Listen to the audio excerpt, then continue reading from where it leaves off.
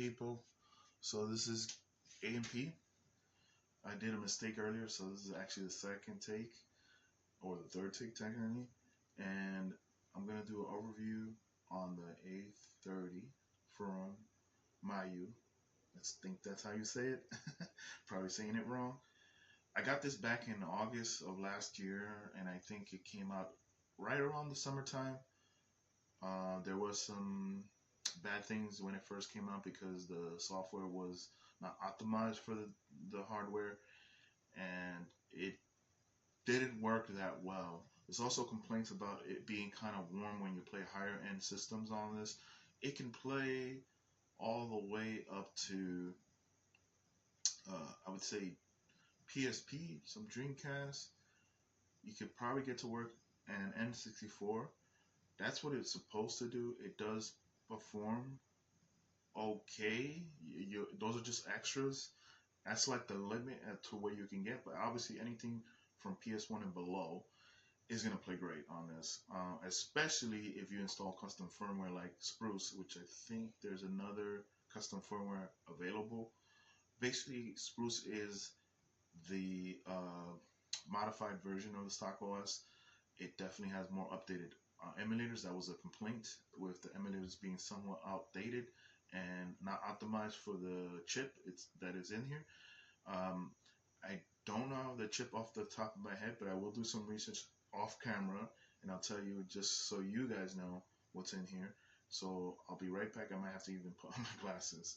So I'll be right back as I do research on this.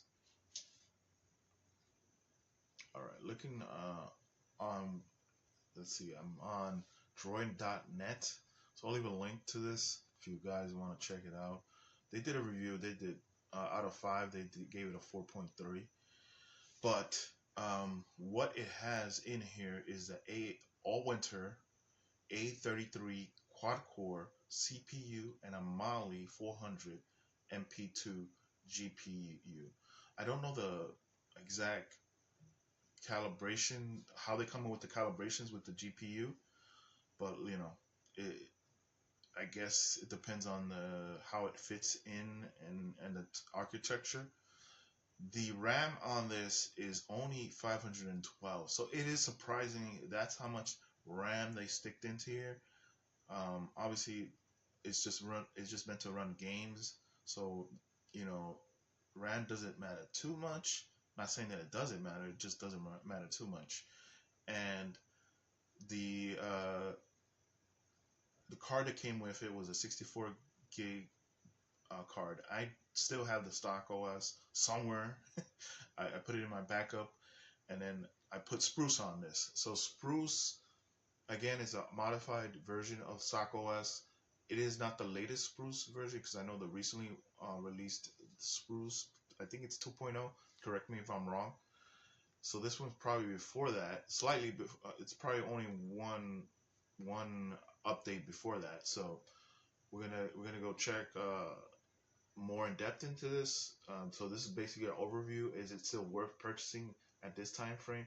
Again, I bought this last year, so just think about the time frame and where we're at now compared to things move very fast when it comes to handhelds. So I'll be right back. I'm just gonna change the camera view, maybe stop the camera, so I'm gonna have to edit this together, which is not too hard. So I'll be right back. We're gonna try to attempt this because it's been messing up. Hopefully I get it this take. Sorry about the lack of space. As you can see, I'm gonna compare them to this other devices. This is the 28XX Ambernic. Definitely has smaller buttons. D-pad is smaller, but has a great pivot. Sticks out of the shell enough. This one has a full D-pad, better D-pad in my opinion, but this one doesn't have Wi-Fi. It does have mini HDMI out, which you can customize. This has more software, more custom software, more operating systems can be put on that very easily. Spruce and the stocks software, believe me, is the only available. There might be another one, but I can't find it in current moment while I'm recording this. And then we have the Magic Mini M X, which they're supposedly going to get an upgrade. This has a chip scandal that happened with it. Does have the SD card problem as well, that the SD card sticks out a little bit, which is annoying. Doesn't affect gameplay. It just aesthetically is not pleasing, of course. Um, the D-pad on this is uh, better than the 28XX. They have better controls. The face buttons are not that great. I don't really. I think they're a little sharp, to be honest. Um, doesn't have Wi-Fi. Doesn't, but could possibly get Wi-Fi on, like with a dongle. Doesn't have Bluetooth either, but also there's a possibility you can do that as well. Doesn't have TV out. So those are the features you're gonna run into when if you want something vertical like this. And then this one has a problem where you have audio. Though this is not a device you would normally play audio that much on, at least in my situations when I've played with it, it's usually been where either I'm in a place where I can listen to the audio and it's no problem bothering anybody, or I'm there more than 10 minutes and yeah, I'll whip out the dongle and start listening to with earphones on. Sorry about the background noise if you hear that. So theoretically, it could play PSP, Dreamcast, and N64. I would suggest if you're gonna use this to play any of those systems, you have to go with the lower end 2D, not too much of the 3D stuff, but in small bursts. That's the problem. It's not really meant for that. If you really want to carry this device, I would suggest to not put those systems on here, just because the space plus they don't play very well. There is some that play. I'm not gonna lie, they play, but and the screen is very small, so you don't know if you're running. So the joy is appreciated. Where some of the old retro consoles you can play with this, if you, because it's definitely a decent one and it's workable if it lets you use it in some of the systems, but it's just not useful enough to. I don't know why it's there. Just theoretically, you can play the higher end systems, like I said, but you really don't want to. They're not gonna play the better, more graphically intense games. It's just obvious when you play with this. This is like the chip in it is not very powerful. They have very small, uh, which is not normal. Half the RAM that normal devices of this caliber have in here. Like it only has 512 megabytes. I think I mentioned it in an earlier video. Um, so you're running into limitations. This is like a tinkerer's dream because you want to see how powerful you can get it, but it does warm up, and that causes a problem of it freezing up. In my opinion, in my testing, and that's frustrating. You don't want things to freeze up. So once you lower the limitations, you kind of feel like, okay, I should not play those systems. Um, I should not go that far with this because it's just not. It's just pointless, to be honest. It's really pointless. Though I do like that it can play pretty much every PS1 game. You can throw any a Super NES game on here, Genesis game, it's gonna play. All those games are gonna play. You're gonna have a problem if you go further than that.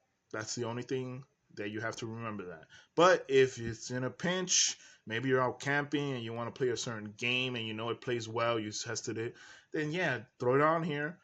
But you may run into problems when it freezes up on you because it's too warm or whatever, or the battery life is not gonna last as long depending on the game you're playing. So yeah, just remember that. I'm not showing you any gameplay because I shot this video several times with some gameplay. It makes it longer. Sorry if you wanted to see some gameplay. Let me know if you do. But for the most people that watch these videos, they know what's up. They know what's going on. So my advice is, this is a good device if you need uh, to scrape your art. You need to constantly be online, like you wanna get achievements and stuff like that. This is the device. You're not gonna be. That's the only reason you're getting this device is if you're a true trophy hunter. I'm not necessarily a true trophy hunter, but I do like that feature. Um, and I do like when I do occasionally. It's not like a big deal. It just happens most of the time when I get achievements for retro achievements. It's just out of, you know, I happen to sync everything. I have to happen to set up everything on the device that I'm playing a game on, and it just happens. It's not like I'm looking for it necessarily. So that's at least how I do things. So yeah, that's my overall take.